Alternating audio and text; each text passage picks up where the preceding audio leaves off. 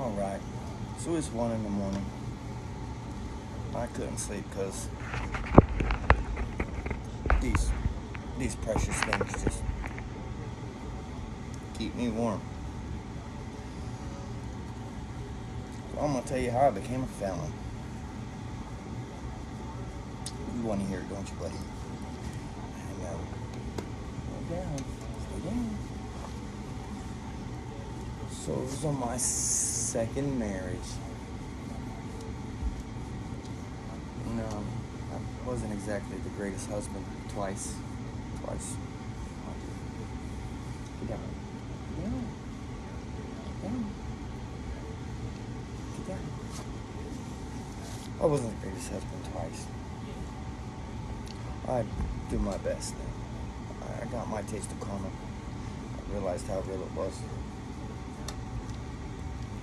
So it's in my second marriage. And you can just tell when you're at the end of your marriage. There's just that tension, there's everything, there's the looks, the coming home late with excuses, the don't touch each other. I was getting all that, but I was so wrapped up in being a drug addict that I overlooked it.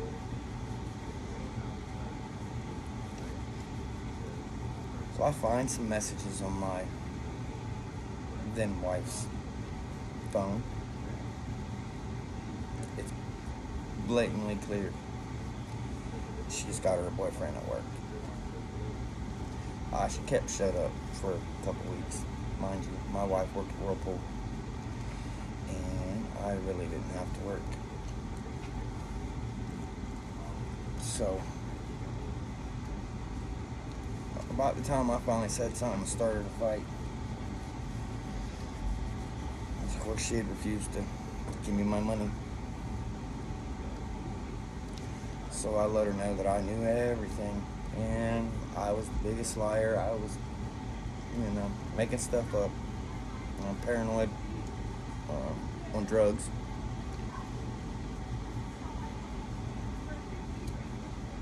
It was a couple days later. She come home 7 o'clock in the morning, and I knew it didn't take a half hour to get home. We lived 5 minutes away from Whirlpool. So she went to the restroom. I grabbed her phone. She changed her passcode. So I couldn't get in to see him this time. But I knew what I was gonna find. There was no doubt. She had a hickey on her neck. The biggest giveaway. Mind you, this woman is 300 plus pounds. 300 pounds. I was maybe $125 at the most. I wasn't very big. I was on drugs. So she sees me with her phone, and she comes running. I mean, raging bull mad. Put my phone down, mother. So I grab her phone. Not this one, but, example. I grab it, and I had built a custom waterbed for her. She was crying around wanting a waterbed frame, so I built her a waterbed frame. A nice one, mind you. I grabbed the phone in both hands and to keep it away from her so I could try to maybe get around her and get some time to get into it. I put it down in front of me. Just right in front of me. Everything she had come running into me. Laid me over this bed. Cracked her phone. That did it. That was the end.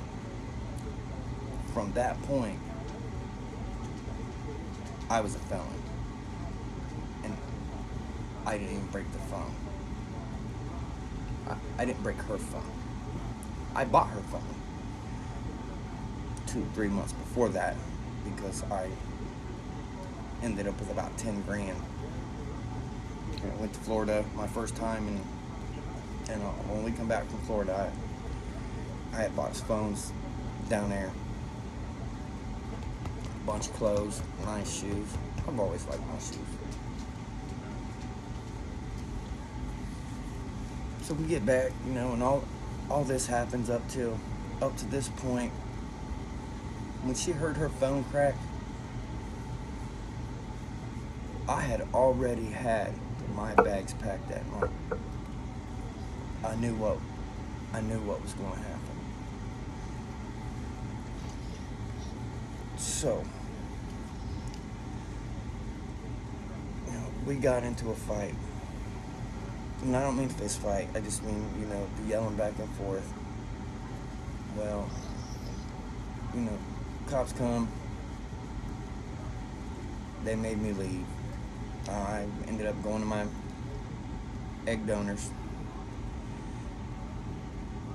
And she ended up coming down, crying her eyes out. And I had a temporary TPO on me through the courts that my egg donor helped her get because I was so bad. Well, when she pulls up outside, I woke my mom up, my egg donor up, and told her, you need to go out there and get her before I get in more trouble. She's yelling, what do you mean? I said, she's downstairs. You need to go get her, make her leave. I told you, she's a liar. These are making me itch, buddy. So my mom goes down there. My egg donor, it's a part of me. My egg donor goes down there. Says, but she's not going to leave till you get out and talk to her. I went down and talked to her.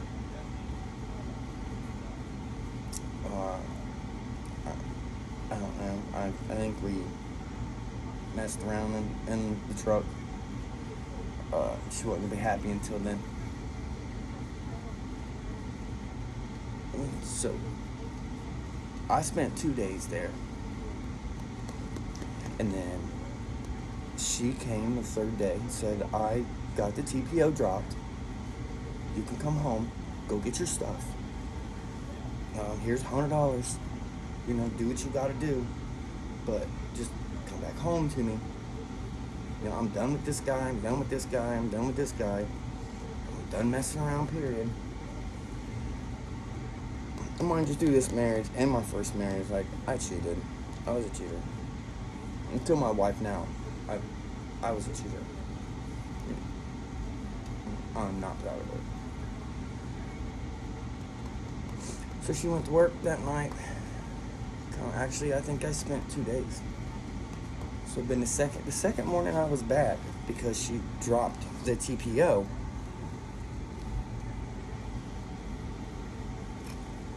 All hell broke loose. She had come home late because she agreed to keep her phone and put the password back. I was checking consistently, and that morning, she just expected me to be so high that I was going to still be asleep when she got there. Because that was the first day. About something, and I've always had an intuition. I've always had something telling me, hey, check, do this, do that. So this is happening. Not till this one did I learn to follow my stomach. So of course, I found the text. She come in the bedroom. We was arguing again. Mind you, I broke the phone the first time, but she didn't tell him that.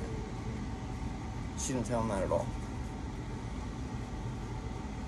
So she grabs this broken phone and she launches it at me. I moved. She's a 300-pound woman. It's like throwing a softball. I moved, and I moved quick. So I moved that. I don't know why. I knew better. But I had done put all my clothes up, put my brand new shoes back up. It said $700 in shoes. I put them all back up, put everything where it went. Rest of my money in the safe.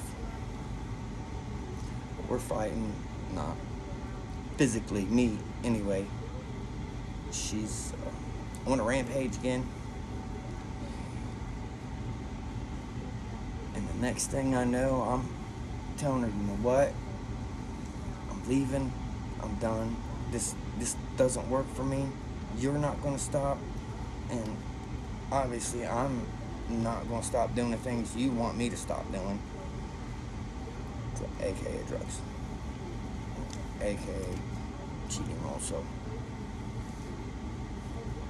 But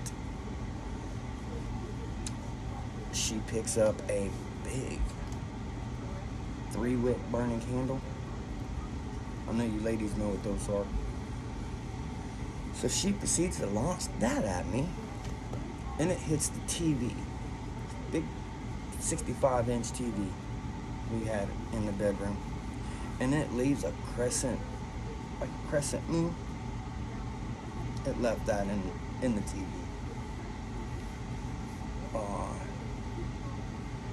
So she wanted my phone. She started yelling. She yells, "Chelsea, call the cops." And mind you, her daughters, and her boy I raised for almost 5 years.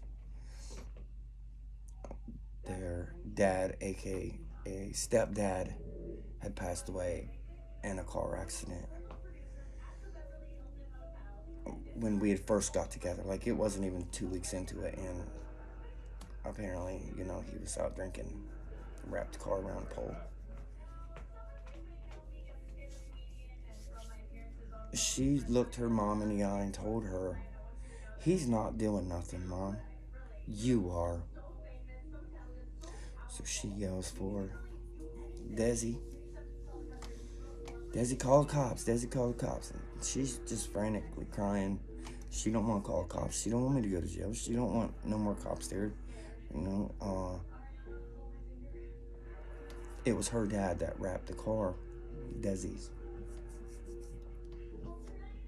Now,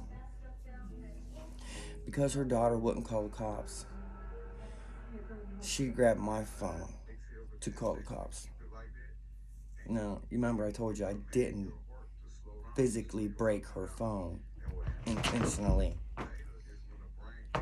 as she will proclaim this time.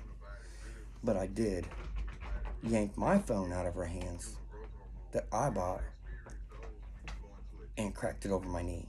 So it wasn't usable. Let me tell you, when you do that, it's a charge. You stop somebody from calling for help, and it's called disruption of public services. It's funny how that works. So she can't use my phone, she can't use her phone. They're both cracked. The TV's got a moon in it. And all I can think about is, I messed up. I got a bad feeling this is gonna go south, way fast. I'm in shorts, and this is dead of winter. Like, we're talking like the end of October, almost beginning December, and it was snowing back then. We had a lot more snow 12, 13, 14, maybe 15 years ago. We actually got snow, October. It wasn't nothing to see it snow in October 1st through February, March. So I'm in shorts, socks. I had grabbed my pair of shoes, the pair that was out that I was actually wearing. I grabbed them. I grabbed a bag that was beside him, a grocery bag, Kroger bag, any kind of bag. I don't remember exactly which one, but I grabbed it, threw them shoes in the bag. I threw a shirt in the bag, and I think a pair of pants. Like, I had my outfit in a bag. I'm somehow, between her beating me in the back with her fist and in the back of the head, I managed to get that much anyway. Well, I didn't see that she had grabbed her taser. And mind you, it was like a 60,000 volt taser. So I'm running past the kids, and they move because I'm about to haul ass. She's right behind me, and I hit that first step, and all I felt was brah, brah, brah, brah, brah, brah. So I slid, walked, surfed the stairs down to the bottom platform, and then you would turn. There was 3 more steps. I stood to that platform, and I don't think I've ever been arched that bad in my life. That's probably why I got a bad back. So I, tried to compose myself and not fall out because I just had all them bolts running through me, and then it scared me more than anything, I think. I mean, it didn't feel good, but it did scare the crap out of me, man. So she's right on me, man. Like, I don't know how a woman that big, made it down them stairs so fast when I had help going as fast as I did with just a bag in my hands. And again, I'm in shorts and socks. My clothes are in the bag with my shoes. Well, I couldn't make it to the front door. There was a big old L couch and 2 doors to get through. So I thought it would be best to go through the back. I'm thinking if I go through the back, at least, there's stuff on the washer and dryer I could fling behind me, maybe get her to, slow down.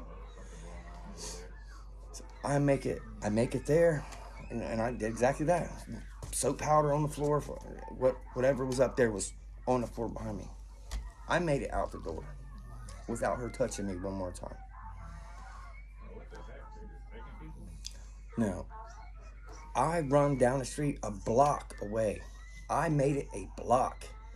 The cop showed up in 13 seconds. I've never had him show up that fast when I need him.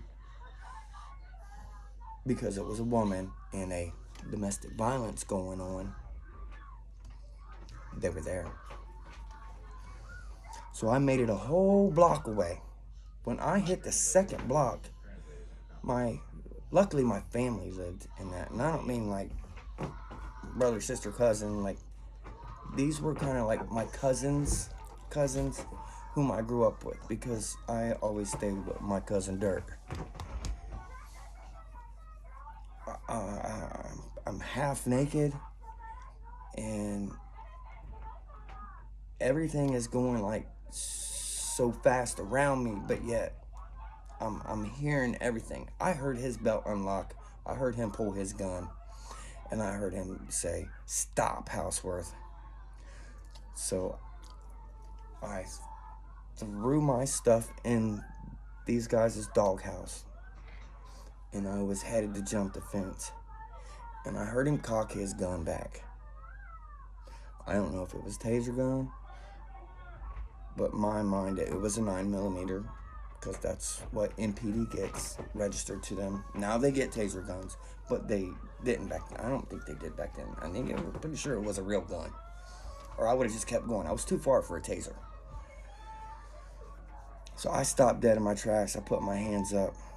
He walks up, cuffs me. He says, "Am I getting you for trespassing too?" I said, "No, sir. I know these people. They're my family, pretty much." So he goes and talks to him really quick. After he puts me in the car, he talks to them. They're like, "Yeah, no, he's fine. I'm not pressing no charges. You ain't pressing no charges on him. Sounds like he's in enough trouble, don't you think?"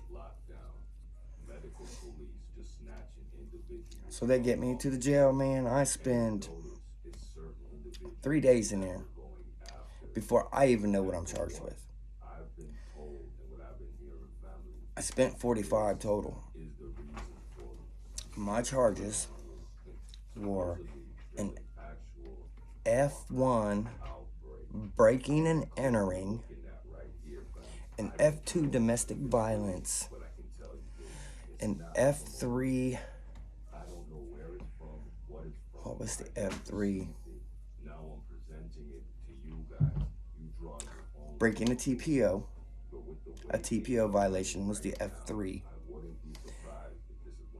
And because they said I committed a felony, normally a TPO violation isn't a felony, but they charged me with the F1 and the F2, so that made the TPO violation a felony. So that's only the F1, F2, and F3, and mind you, I've never had nothing but misdemeanors before. Never spent more than like 3 days in jail. F1, F2, F3, and 2 F5s of disruption of public services, because that day I broke her phone and I broke my phone. So I caught a felony F5 for breaking my phone. I just wanted to say, this story so you guys out there, you ladies out there, don't break your phone. Give them the damn phone. Let them have it. Whatever. It's going to be a lot easier if you just deal with whatever you got. Because if you run, there's going to be a warrant. We already know this. I spent about a week in jail.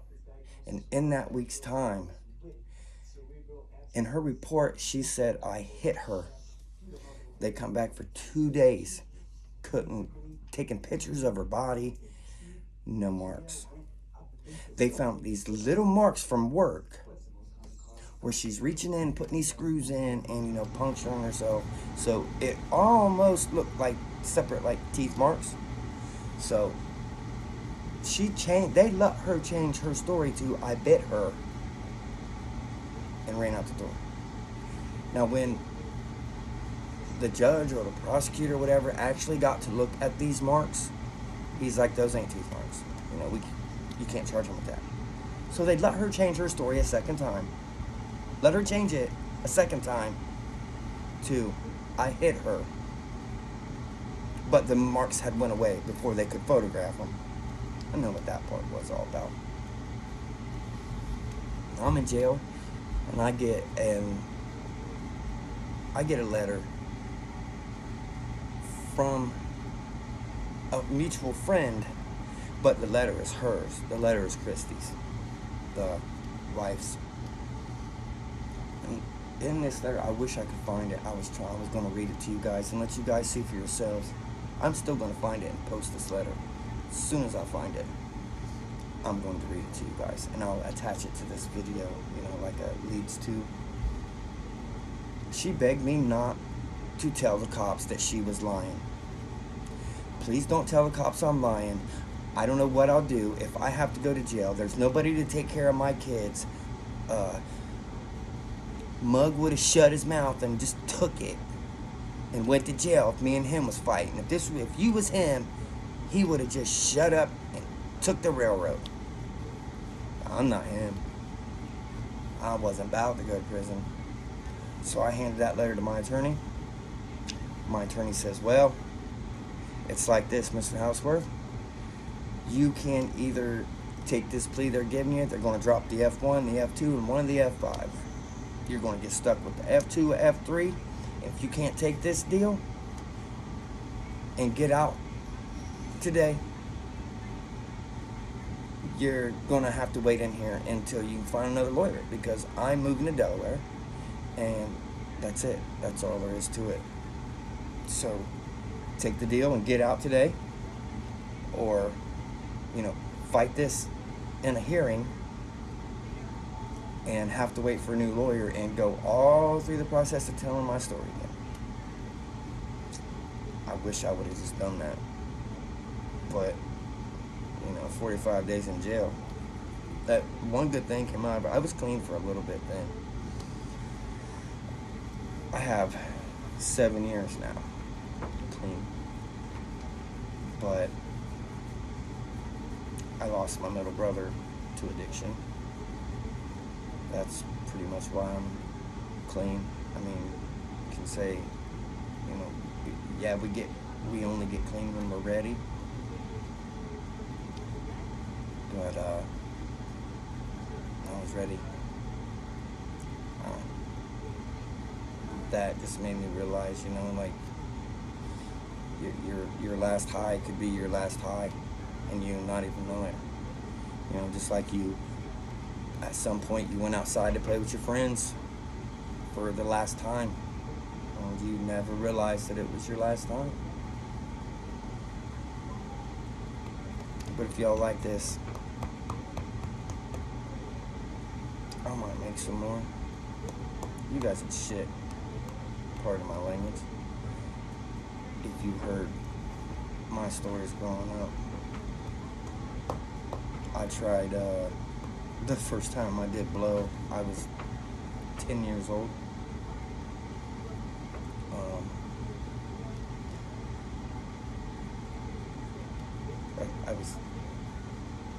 I don't talk to my family much no more because they're all cutthroats. They're at each other's throats.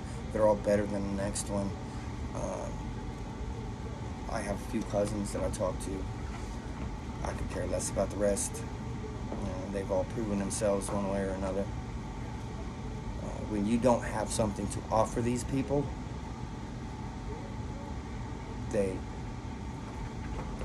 you're the bad guy.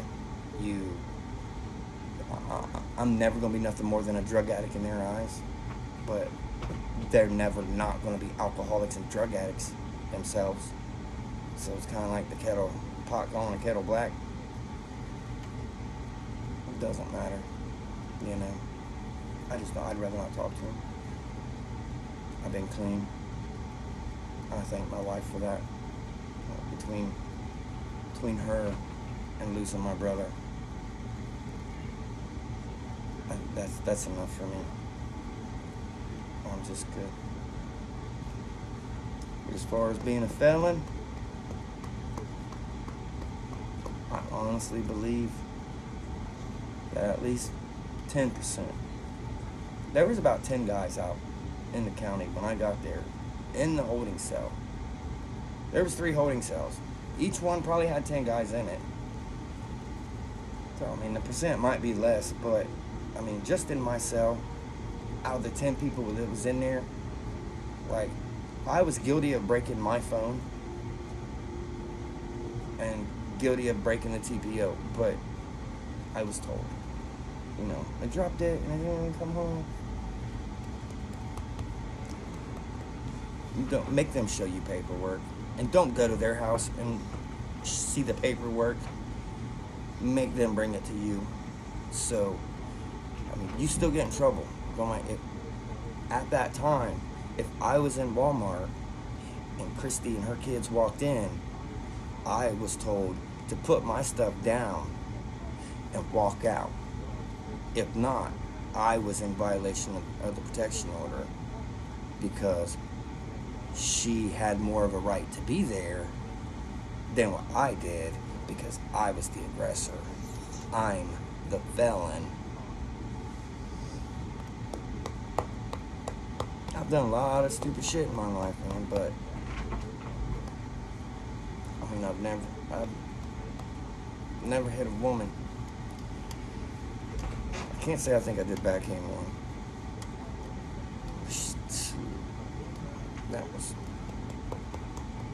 That made me feel like shit. So I know damn well I've never laid a hand on one. I did get spit in the face once though. My first wife spit in my face. I kind of yanked her to the ground by the hair of her head. I guess. If that makes me a bad person, it makes me a bad person. But she was well on her way to whooping me because she would fight guys. It wasn't nothing for her to fight guys.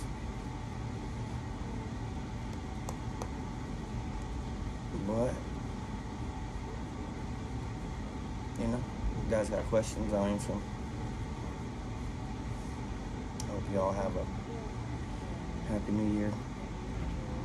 And you don't catch a case that you don't need.